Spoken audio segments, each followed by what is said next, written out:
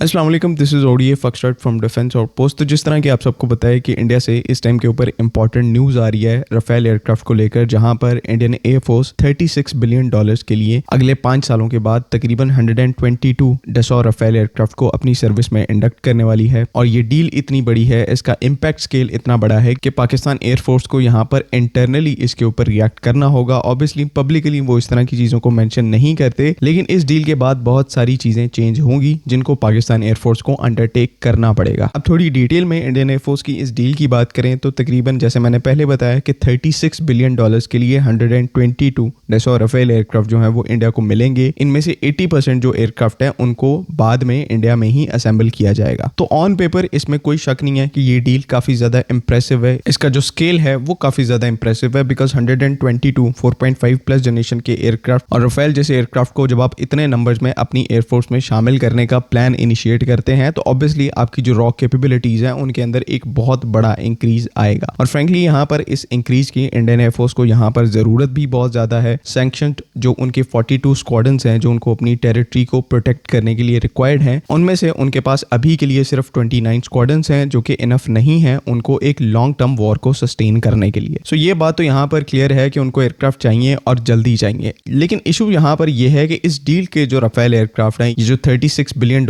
India France को पे करेगा, इसके पहले राफेल को डिलीवर होने में तकरीबन 5 साल का टाइम यहाँ पर लगेगा। यानी कि $36 बिलियन ट्रेंच वाली डील के जो राफेल हैं वो इंडिया को यहाँ पर 2031 के बाद ही मिलेंगे। बिकॉज इसके पीछे एक बहुत सी सिंपल रीजन है। इंडिया की तरफ से बहुत ज्यादा टाइम लिया गया 36 राफेल्स के बाद उनका फॉलो ऑन ऑर्डर प्लेस करने के लिए, और इस टाइम के अंदर अंदर राफेल की जो ऑर्डर बुक है उसके अंदर बैकलॉग आ गया। और इस टाइम के ऊपर जो डसॉ एविएशन कंपनी है उनके पास इस टाइम के ऊपर 200 राफेल एयरक्राफ्ट का ऑर्डर ऑलरेडी मौजूद है। एंड इसके बाद अगर यहाँ पर आप 122 एयरक्राफ्ट इंडियन एयरफोर्स के भी शामिल कर देते हैं तो ये 350 तक नंबर पहुंच जाता है। एंड इन सारे एयरक्राफ्ट को फिर मैन्युफैक्चर करने में 10 से 12 साल का टाइम लगेगा। यही एक पॉइंट है जो कि इस टाइम के ऊपर पाकिस्तान एयरफोर्स को एक बहुत बड़ा एडवांटेज प्रोवाइड कर रहा है कि इंडियन एयरफोर्स अभी यहाँ पर इस काबिल नहीं है कि वो कोई इमीडिएट थ्रेट जो है वो पाकिस्तान एयरफोर्स को पोज कर पाए, हमारी जो डोमिनेंस है एरियल डोमेन में उसको चैलेंज कर पाए। एंड ऑब्वियसली यही चीज हमें यहाँ पर टाइम देती है कि हम अपनी जो मॉडर्नाइजेशन प्लान्स हैं उनको कंफर्टेबली टेक ऑन कर सकें, जो पुराने यहाँ पर एयरक्राफ्ट हैं उनको टाइमली डिलीवर कर सकें, जो हमारे मिड एज के एयरक्राफ्ट हैं उनको प्रॉपर अपग्रेड्स प्रोवाइड कर सकें, एंड इसके बाद फिर जो नए एयरक्राफ्ट हैं उनको भी अपनी सर्विस में इंडक्ट कर पाएं। देखिए आज न कल यहाँ पर ये जो 122 राफेल हैं ये इंडियन एयरफोर्स की सर्विस को ज्वाइन करेंगे। वो अलग बात है कि 5 साल बाद करेंगे, लेकिन करेंगे जरूर। तो ये चीज यहाँ पर कंफर्म है कि इसके लिए हमें प्रिपेयर करना है, प्लानिंग करनी है और नए जो एयरक्राफ्ट हैं, नए प्लेटफॉर्म्स हैं उनको अपनी सर्विस में इंडक्ट करना है। तो सवाल यहाँ पर ये पैदा होता है कि किस तरह से पाकिस्तान इन फ्यूचर इस राफेल डील को काउंटर करने वाली है। क्या राफेल के कंपैरिजन में ही हम एडिशनल J-10C एयरक्राफ्ट को प्रिक्योर करेंगे? क्या हम यहाँ पर J-35 और PFX से यहाँ पर इन एयरक्राफ्ट को काउंटर कर सकते हैं? तो इसमें कुछ काफी सारी वेरिएशंस हैं। सबसे पहले हम J-10C का केस डिस्कस कर लेते हैं। तो ये बात यहाँ पर बिल्कुल सही है कि एडिशनल राफेल की प्रोक्योरमेंट के काउंटर में हमें यहाँ पर कुछ एडिशनल J-10Cs को प्रिक्योर करना पड़ेगा, लेकिन ये नंबर जो है वो इतना ज्यादा बड़ा नहीं होगा जितने नंबर में इंडिया राफेल एयरक्राफ्ट को प्रिक्योर कर रहा है। बिकॉज इसके पीछे जो वजह है वो ये है सिमिलर कैपेबिलिटीज को पजेस करने वाला प्लेटफॉर्म JF-17 ब्लॉक 3 भी हमें अवेलेबल है। अगर हम यहाँ पर थोड़े से भी J-10C के ऑर्डर्स प्लेस करके बाकी जो सारा प्लान है उसको JF-17 ब्लॉक 3 के साथ एग्जीक्यूट करते हैं तो भी हम यहाँ पर इंडियन एयरफोर्स की ये जो राफेल डील है उसको पूरे तरीके से काउंटर कर सकते हैं और इवन एक डोमिनेंट पोजीशन में होंगे। बिकॉज J-10C और JF-17 ब्लॉक 3 में जो सबसे बड़ा पॉइंट है वो ये है कि ये सिमिलर टाइप के आर्मामेंट्स को कैरी करते हैं। PL-15 मिसाइल्स, PL-10E मिसाइल्स और बाकी जो एयर टू ग्राउंड मिसाइल्स हैं इनकी सिमिलर हैं। और जो पाकिस्तान एयरफोर्स की एक नेटवर्क सेंट्रिक किल चेन है उसमें दोनों ही एयरक्राफ्ट को ऐड किया जा चुका है। तो बहुत हद तक यहाँ पर कैपेबिलिटी जो है वो सिमिलर मिलती है। ऑब्वियसली J-10C के साथ आपको थोड़े से एडवांटेजेस हैं जो कि एवियोनिक्स, रेंज और एंड्योरेंस की सूरत में है, लेकिन वो यहाँ पर इतने ज्यादा इंपैक्टफुल नहीं है। JF-17 ब्लॉक 3 जो है वो अपने आप में एक काफी ज्यादा केपेबल प्लेटफॉर्म है इंडियन राफेल को टेक ऑन करने के लिए। एंड इन सब से भी एक जो बड़ा पॉइंट यहाँ पर एग्जिस्ट करता है कि वो एयरक्राफ्ट जो है वो हमारा अपना एयरक्राफ्ट है। अगर हम यहाँ पर JF-17 ब्लॉक 3 को बड़े नंबर में अपनी सर्विस में इंडक्ट करते हैं तो इसका जो एडवांटेज है वो यहाँ पर आप सबको पता है कि क्योंकि हमारा अपना एयरक्राफ्ट है, इसका हर एक जो कंपोनेंट है वो पाकिस्तान में बनता है, तो बहुत कम स्ट्रेस आएगा पाकिस्तान एयरफोर्स पर एज कम्पेयर टू अगर वो J-10C एयरक्राफ्ट को अक्वायर करते हैं। बिकॉज उस एयरक्राफ्ट को हमने पूरे तरीके से इंपोर्ट करना है। तो JF-17 ब्लॉक 3 जो है क्योंकि सिमिलर परफॉर्मेंस के साथ आता है तो बड़े नंबर में JF-17 ब्लॉक 3 प्रिक्योर करके इंडियन राफेल्स को काउंटर करना ये यहाँ पर एक ज्यादा सेंसिबल ऑप्शन होगा। एंड वैसे भी एट द एंड अगर आप इन सब चीजों को साइड पर रख दें तो जब से इंडियन एयरफोर्स को अपने बाकी राफेल्स मिलना स्टार्ट होंगे उससे बहुत पहले पाकिस्तान एयरफोर्स एक तो J-35 एयरक्राफ्ट को ऑपरेशनल कर चुकी होगी जो कि एक 5th जनरेशन प्लेटफॉर्म है। इंडियन एयरफोर्स यहाँ पर वैसे ही एक बहुत बड़े डिसएडवांटेज में चली जाएगी एंड इवन हमारा जो यहाँ पर नेक्स्ट जनरेशन PFX एयरक्राफ्ट है वो भी इवन अपनी फर्स्ट फ्लाइट को कंडक्ट कर चुका होगा और सब्सिक्वेंटली उसकी फिर प्रोडक्शन को इनिशिएट करने के स्टेप्स जो हैं वो लिए जा रहे होंगे। तो इंडियन एयरफोर्स के कंपैरिजन में पाकिस्तान एयरफोर्स यहाँ पर पहले से एक डोमिनेंस को एस्टैब्लिश करके बैठी होगी। तो कहीं से यहाँ पर कोई भी एक तो थ्रेट यहाँ पर पोज नहीं होता पाकिस्तान एयरफोर्स को, बिकॉज सब्सिक्वेंट कैपेबिलिटी अपग्रेडेशन जो है वो तब तक हम वैसे ही कंप्लीट कर चुके होंगे और इवन जो हमारी यहाँ पर ट्रांजिशन है नेक्स्ट जनरेशन एयरफोर्स के अंदर वो भी कंप्लीट हो चुकी होगी। तो कुछ ज्यादा हमें यहाँ पर करने की जरूरत नहीं है, ज्यादा से ज्यादा यहाँ पर एक और स्क्वाड्रन J-10C एयरक्राफ्ट का अपनी सर्विस में इंडक्ट करना है। उसके बाद जो J-35 एयरक्राफ्ट की प्रोक्योरमेंट है उसको ऑन ट्रैक रखना है एंड इन सब के साथ यहाँ पर मोस्ट इंपॉर्टेंटली हमारा जो सारा फोकस है वो हमारे इंडिजिनस प्रोजेक्ट्स के ऊपर होना चाहिए और वो होगा JF-17 ब्लॉक 3 को बड़े नंबर में अपनी सर्विस में इंडक्ट करना,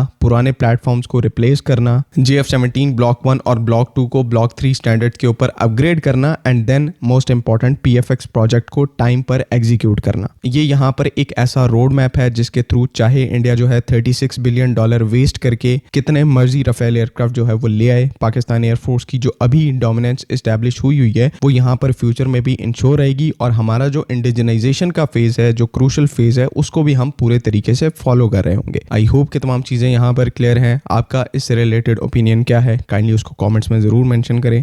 बाकी अगली वीडियो तक के लिए अल्लाह हाफिज़। पाकिस्तान जिंदाबाद।